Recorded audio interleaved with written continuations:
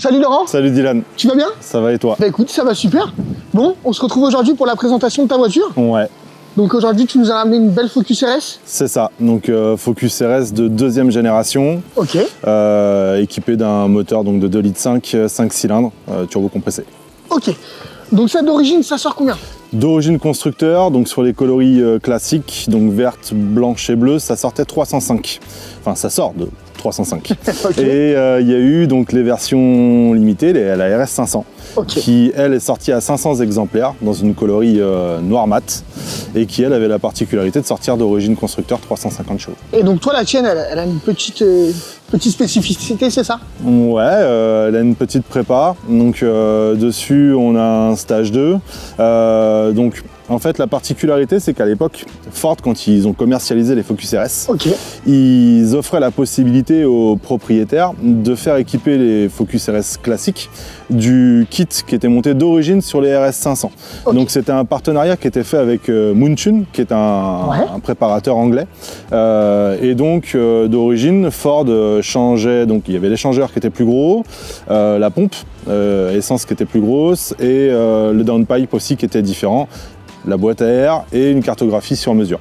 Donc okay. Avec ces éléments-là, la voiture passait de 305 à 350 chevaux d'origine constructeur, tout en conservant une garantie constructeur de 2 ans, quoi, légale. Quoi. Okay. Donc voilà. Donc moi, la mienne, elle est équipée de ce kit-là, du MP350.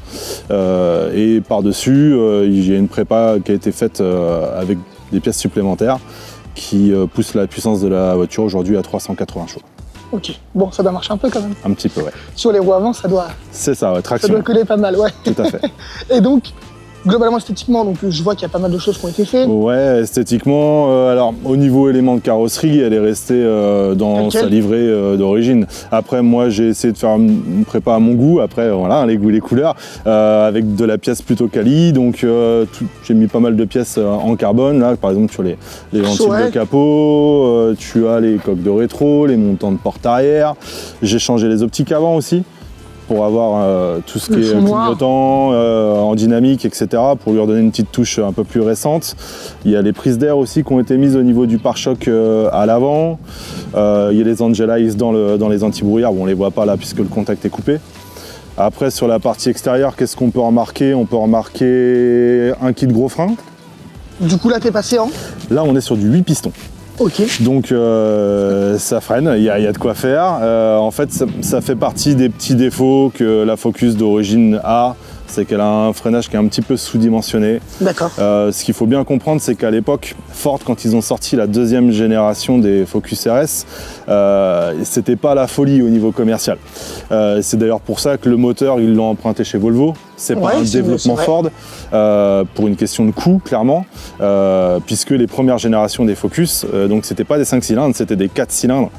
2 litres turbo, voilà, et ils avaient vraiment mis des gros budgets, sauf que commercialement derrière ça n'a pas suivi. Donc ils étaient sur la sellette, savoir s'ils allaient ressortir une RS sur la deuxième génération des Focus. Et ils ont décidé de le faire, mais on va le voir après, surtout avec les parties intérieures, on va le voir que du coup ils ont vraiment mis pas mal d'oseille clairement dans tout ce qui est motorisation, etc. Ouais. Et tout ce qui est périphérique, malheureusement ça pêche un petit peu, quoi. Après il faut remettre les choses dans leur contexte. Là on est sur un véhicule qui est sorti en 2007, 2008, ouais, 2008 jusqu'à fin 2010, ouais. Clairement il y a eu 15 500 exemplaires, je crois, si je veux pas te dire de bêtises, hein, mais je crois que c'est 15 500 exemplaires, si je te dis des bêtises. Attends, je vais le vérifier. Ouais, bah vas-y. 11 500 exemplaires, autant pour moi. Parce qu'elles sont toutes numérotées? Alors, non. Là-dessus, il y a une polémique. En fait, les seules qui sont numérotées d'origine constructeur, c'est les RS 500. Okay. Celle-là, effectivement, elle sortait... Exactement, il y en a eu 500. Elle sortait avec la petite plaque numéro, tac, tac, basta. Après, c'est vrai que dans la commu des Focus RS, il y a un gars qui est assez connu dans le milieu et qui a accès, on va dire, au fichier d'origine Ford qui référence par rapport au numéro de série l'ordre dans lesquels les Focus RS sont sortis. Alors il y en a qui vont te dire que c'est faux, il y en a qui vont te dire que c'est 100% vrai, après ça chacun fait son idée. Moi ce que je sais, et ce qui est factuel, c'est qu'elle fait partie des dernières à être immatriculée. Ok. D'accord, donc ça c'est factuel. Et donc moi le numéro qu'on m'a fourni c'est 10 557. sur 11 500. Ouais. Donc en fait, je me dis que c'est plutôt en corrélation avec les éléments matériels que moi j'ai en ma possession, donc j'ai plutôt tendance à penser que c'est vrai. Il y en a bien 11 500. C'est ça. Ok.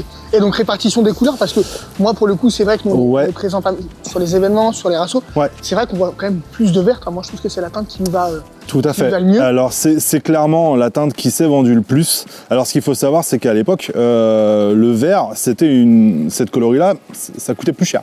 C'est une option. C'était une option. Alors je ne vais pas te dire de bêtises du coup parce que je le connais pas, mais je sais que c'était une option.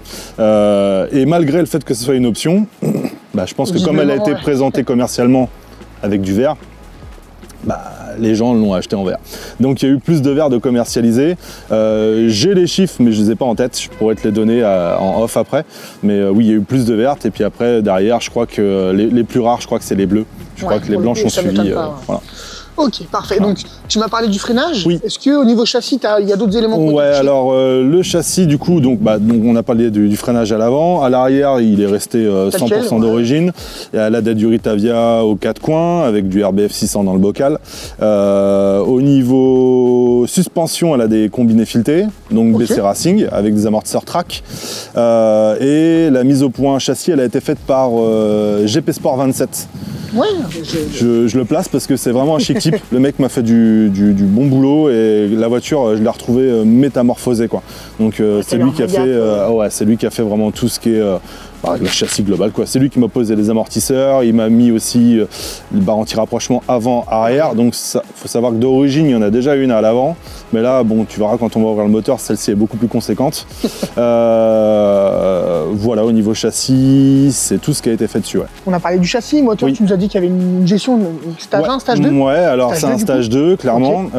Donc pareil, qui a été fait par AL Performance, qui est, on va dire, dans le milieu des Focus RS, c'est 5 cylindres. C'est un gars qui est assez connu, qui fait vraiment du bon boulot, pareil, qui est accessible et qui fait ça depuis des années. Donc en fait, quand tu emmènes ta voiture là-bas, tu sais qu'elle ressort. Ouais, tu te fais pas trop de soucis. Ouais. Et donc du coup, des katas. Donc du coup, dessus, il y a une ligne complète qui a été faite par nos amis ProWeld. Je les place tous, t'as vu. Bonjour à Guigui au passage. Du coup, c'est eux qui m'ont fait la ligne. Donc c'est une ligne à clapet. Et ils sont repris juste après la descente de turbo, comme je le disais tout à l'heure, qui est Moontune du coup. Donc des katas et puis ligne à clapet jusqu'à la fin. Du coup, t'es passé en... C'est quoi donc le diamètre que tu nous as mis sur... Je crois que c'est du 76. Ouais, pour le coup. Voilà. Alors les sorties sont plus grosses, parce que sinon ça te faisait des têtes d'épingle au niveau du pare-choc. Mais de toute façon, même d'origine, on est sur des embouts qui sont quand même assez imposants. C'est ça. Donc pas dénaturé, je pense que le... À l'époque, quand il m'avait fait la ligne, Guillaume m'avait dit écoute, on n'a pas de sortie aussi imposante pour que. Enfin voilà, donc c'est eux qui m'ont fait vraiment jusqu'à la fin, même les sorties, c'est eux qui les ont fait sur mesure pour la voiture. Bon, ils ont plutôt géré leur coup. Et puis donc visiblement, tu as pété un plomb, tu as fait un covering donc pas complet, mais tu t'es fait donc. Ouais, je voulais qu'elle sorte un petit peu de l'ordinaire, alors même si déjà de base on n'en voit pas à tous les coins de rue. Du coup, je voulais faire un covering, mais l'idée c'était pas de masquer en totalité la teinte, etc. Je voulais vraiment faire un truc un peu sympa. Donc ça c'est Covering Work Zone à Cléon qui m'a fait ça. Donc pareil, très bon prestat. Et donc du coup, c'est juste des petits éléments qui ont été dessinés. Ouais. En fait, moi je leur ai expliqué ce que je voulais comme projet. Ils m'ont présenté leur version à eux du covering, qui correspondait à mes attentes. Et voilà, clairement, ils ont super bien bossé, ça a été rapide. Pour le coup, il y a un peu de travail, parce que c'est vrai qu'il y a pas mal d'éléments qui sont détachés, en fait. Ouais, tout à fait. Le covering, et donc, puis en plus, les pauvres, petite anecdote, à l'époque, un des gars de chez eux m'envoie une photo en cours de travail, quoi. Et il me dit, tiens, regarde, qu'est-ce que t'en penses, etc. Bon, et puis quand on s'était mis d'accord, je lui avais dit, moi, je veux absolument un noir brillant pour rappeler les éléments noir brillant, tu vois. Les gens, voilà. Et ils avaient fait ça en noir mat. Donc du coup, je lui dis écoute, c'est magnifique, mais ça colle pas. Voilà, les mecs, pas de soucis. Ah ouais, c'est vrai, machin. Dans la foulée, c'était pas de perte de temps, pas de chichi, franchement, rien à dire de ce côté-là. Bon, pour le coup, une belle presta. Ouais, tout à fait. Ouais. Est-ce que je peux te demander d'ouvrir le capot? Ouais, bien sûr. Du coup, le capot, il s'ouvre pas depuis l'intérieur. Il faut slider le logo, toc, et après ça se fait en 2 temps, un coup à gauche, un coup à droite, et Alibaba. Ça pour le coup, tu vois, si t'avais pas été là, je pense que j'aurais passé un peu de temps pour trouver l'ouverture du capot. Voilà. Ouais, donc là pour le coup, on voit tout de suite que c'est assez sérieux. Hein. C'est ça. Donc du coup, au niveau matériel, sur le bloc, une des faiblesses connues, c'est donc le plénum d'admission, donc cette pièce-là, qui est en plastique d'origine. Et quand tu commences à faire un peu de prépa dessus, ils ont tendance à se fissurer, voire dans certains cas carrément exploser. Si ça t'endommage ton capot, etc. Ouais. Bon, voilà. Donc du coup, plénum AirTech, conduite d'admission AirTech, les durites renforcées, la barre anti-rapprochement, on en parlait tout à l'heure, la boîte à air Moontune donc, qui fait partie du kit. Le petit boîtier que tu as ici, c'est le boîtier de gestion que ProL m'a installé par rapport à l'ouverture des valves. Okay. Et puis voilà, visuellement, c'est les éléments carbone que j'ai rajoutés au niveau du capot pour finaliser un petit peu la finition. Voilà. Mais voilà. Et donc du coup, au niveau des valves, comment ça se passe pour les ouvrir? Tu as une petite télécommande? Ouais, j'ai une petite télécommande à l'intérieur en fait. Et donc c'est pris sur la dépression de ton moteur. Et puis bah du coup en fait on-off quoi. Donc soit tu as une voiture qui est plutôt silencieuse et tu peux rouler avec en ville sans faire chier le monde quoi. Et puis quand tu es en campagne et que tu veux te faire un peu plaisir, tu peux ouvrir et puis aller. Ok, non bah pour le coup c'est un projet donc aujourd'hui qui est terminé. Ouais. Selon toi? Ouais. Pour moi, j'ai fait exactement ce que je voulais avec cette voiture, aussi bien au niveau esthétique que technique. Okay. Et donc du coup, c'est un projet que j'ai décidé de mettre en vente. Parce que voilà, ça va faire 5 ans que je l'ai. Et du coup, bah voilà, je serais passé sur autre chose. Tu sais sur quoi tu veux passer ensuite? Je suis assez indécis, j'ai quelques idées, mais comme j'aime bien les trucs un peu atypiques, je pense que je vais partir, enfin j'aimerais bien en tout cas, partir sur une Cadillac. Ok. Ouais, sur une Cadillac CTSV. Donc, c'est quelque chose de très sérieux. Hein. Ouais. Mais sûr, ça fait pas ça 650. Ouais, c'est des grosses puissances américaines. Alors c'est pas du tout la même philosophie, hein, clairement pas. On est sur une berline plus lourde, sûrement plus pataude, mais bon voilà, on recherche pas la même chose. Voilà, clairement. Là c'est de la puissance à n'en plus finir. C'est ça. Là, tu vas le voir après lorsqu'on va faire l'essai, mais au niveau de distribution de la puissance. C'est les anciennes générations de turbo, hein, t'as tout d'un coup quoi. T'as tout d'un coup quoi. Puis, le vrai coup de pied. C'est ça, le vrai coup de pied au cul comme on l'appelle, exactement, c'est ça. Ouais, bah après je pense que c'est bête à dire, hein, mais pour trouver un véhicule qui soit entre guillemets en termes de moteur aussi intéressant et aussi emblématique que le 2,5 litres Ford, je pense que t'es obligé de passer sur quelque chose de sérieux. Et je pense qu'avec la Cadillac, c'est plutôt un choix qui est cohérent. On verra ça. On sera amené à se revoir. Ouais. J'espère. Avec plaisir. Parfait. Et ben écoute, moi ce que je te propose, c'est qu'on ferme le capot. Ouais. Qu'on aille faire un essai, voir ce que ça donne quand même. Ouais, parce que là, on a parlé des chiffres, mais voir maintenant ce que ça donne sur route. Et puis on voit ça. Allez, c'est parti. Allez, parfait. Donc finalement, à l'intérieur, c'est comme une Focus standard. C'est une Focus standard. Les seuls éléments qui vont changer, ça va être la présence des 3 manos sur le devant. Donc le mano de température d'huile, pression de turbo et pression d'huile. Ok, ça marche. Voilà. Et puis sinon, à l'intérieur, c'est vraiment... T'as le petit Moontune sur le... Ouais, le petit rappel donc, du Moontune au niveau du tableau de bord. Après, les petites différences que moi, je me suis permis d'apporter, c'est que j'ai fait un rappel de teinte au niveau des bouches d'aération. J'ai remplacé le poste par un Pioneer sur lequel il y a le CarPlay. Parce que aujourd'hui, c'est quand même bien pratique, quoi. Et du coup, en fait, tu vois, ça, par exemple, là, c'est pas du carbone. Oui, mais ça, c'était d'origine. Ça, c'est d'origine. Ok. Ouais, ça, c'est d'origine. La petite plaque que j'ai rajoutée ici, c'est ce qu'on parlait tout à l'heure par rapport à la numérotation. Après, voilà, une fois de plus, hein. On met ça dans son contexte, hein. On est en 2010, donc bon, en vrai... C'est ça. Par rapport à ce qui se faisait à l'époque, c'est pas si dégueulasse que ça. Voilà. Là, t'es en valve fermée, du coup. Ouverte, ok. Là, t'es valve ouverte. Toujours en... Là. Ah oui, ok, ouais. Ok, ouais, donc tu sens que quand tu lâches les gaz, t'as plus de retour, t'as plus rien. Donc ouais, voilà, valve fermée, tu vois, tu peux rouler...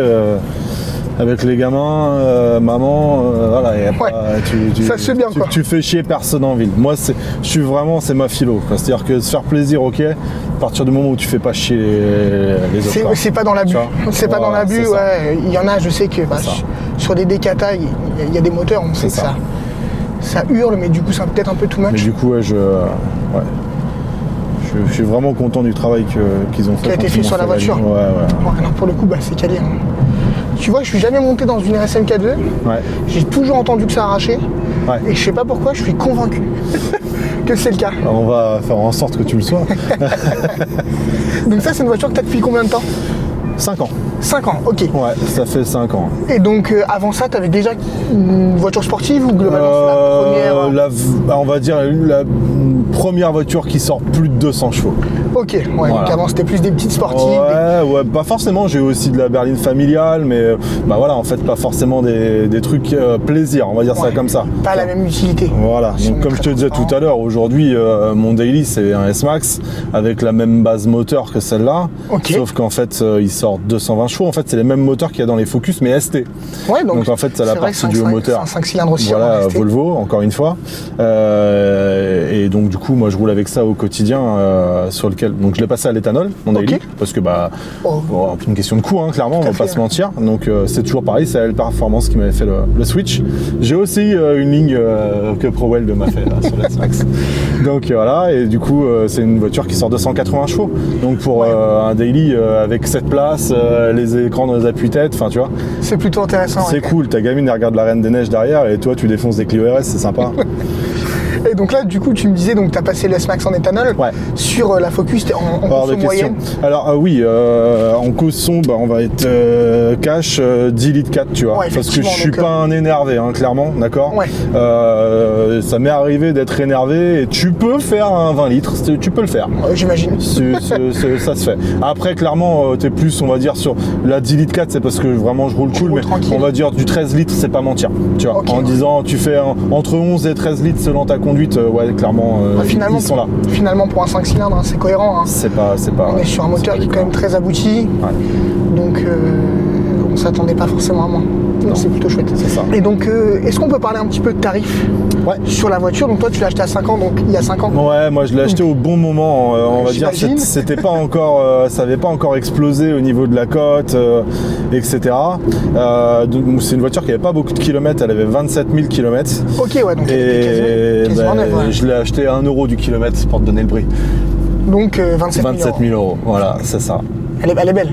Pour le coup, elle est belle. Ouais. Et donc aujourd'hui, c'est une voiture qui est en vente? Ouais, elle est en vente chez Trophéo Automobile. Elle est affichée à 37,7. Ok, et donc finalement, même à 37,7, je regarde un petit peu, on est clairement dans le marché. T'es dans le marché. Après, ce qu'il faut voir, c'est que il y a, entre l'achat et aujourd'hui, il y a aussi eu de l'investissement. Alors, les puristes vont te dire que l'investissement que tu jettes dans ta voiture, il est perdu. C'est de la perte sèche. Je suis assez d'accord avec ça sur le principe, mais techniquement, quand le gars va prendre une Focus RS MK2 avec un freinage stock et qu'il va essayer celle-là, ça par contre c'est pas perdu. Donc en fait c'est peut-être pas une plus-value on va dire au niveau économique, mais par contre c'est une plus-value au niveau confort et au niveau efficacité. Pour le Donc coup. à prix égal, j'ai envie de te dire que en fait tu vas privilégier une voiture. En tout cas moi, c'est ma philosophie, je vais privilégier une voiture sur laquelle tous les correctifs ont été faits.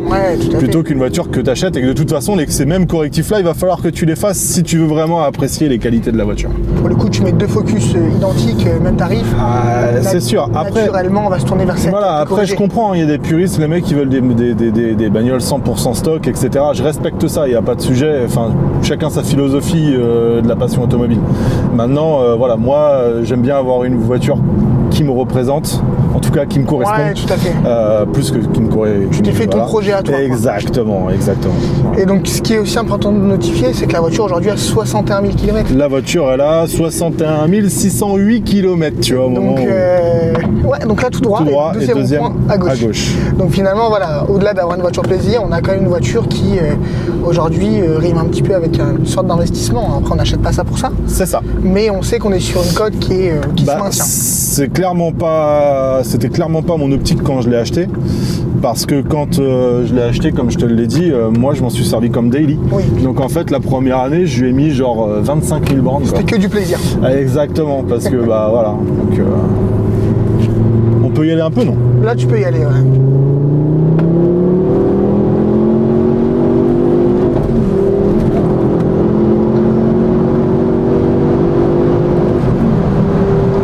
Ça marche un peu. Ça marche un peu.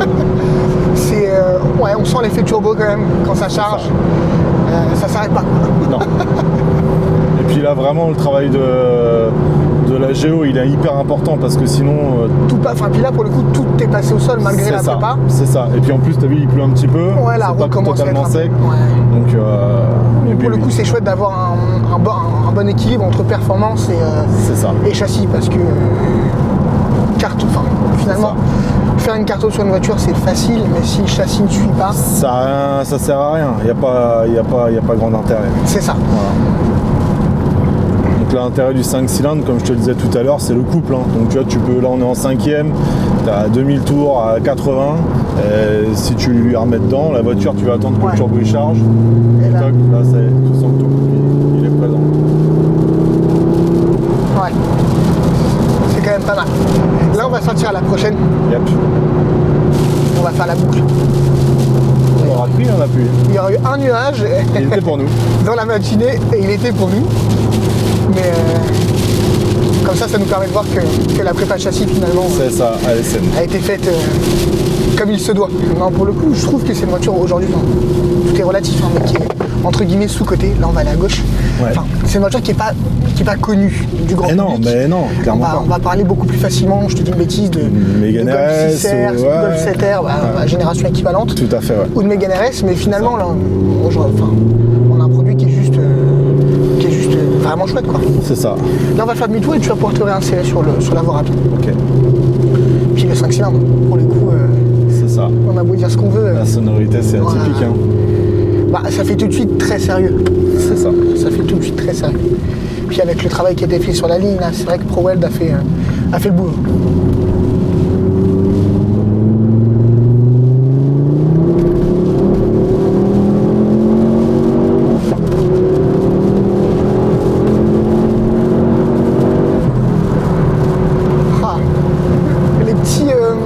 Les petits craquements au passage de rapport. Ouais, ça pour le coup c'est vraiment chouette. Ouais, non, ça c'est chouette.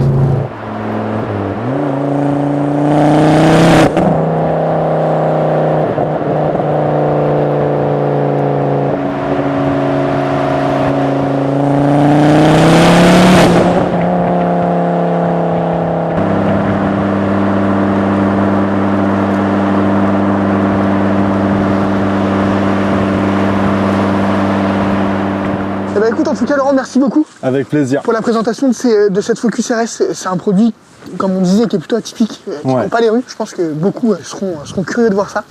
Et évidemment, je te remercie d'être venu, d'avoir participé à la vidéo. Avec plaisir, merci pour l'invitation. Mais c'est normal, c'était super propre. Donc merci à toi. Merci à tous et on se retrouve très vite pour une prochaine vidéo.